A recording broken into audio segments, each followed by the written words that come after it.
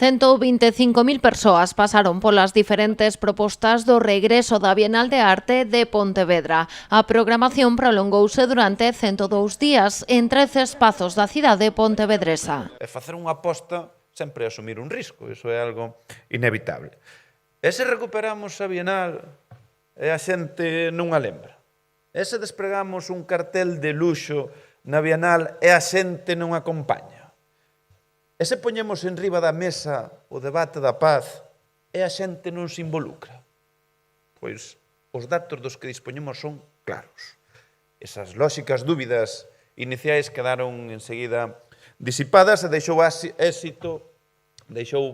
paso a un éxito rotundo tanto pola acollida do público como polo seu impacto cultural, económico, social, que xerou na cidade durante máis de 3 meses, convertendo este proxecto no maior evento cultural que se ten organizado nunca en Pontevedra.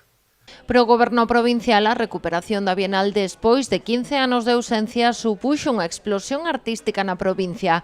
Non en van participaron 105 artistas de 28 nacionalidades diferentes, baixo a proposta Volver a ser humanos ante a dor dos demais.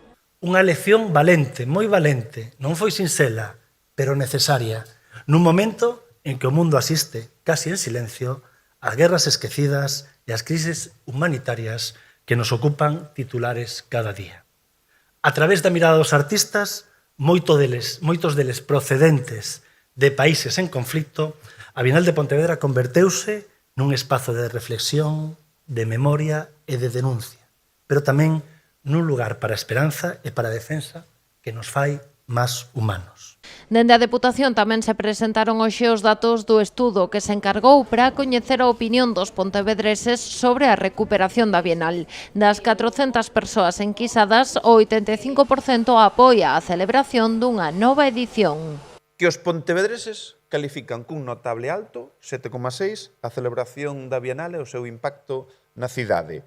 E algo máis dun terzo dos enquisados califícana con sobresaínte ou matrícula de honra.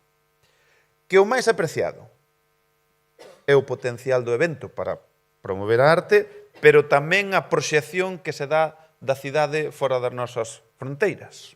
Ante esta boa acollida, o Goberno provincial xa pensa na Bienal de 2027. De feito, en novembro informarase sobre o concurso público que convocará a Deputación para escoller os comisarios da vindeira edición.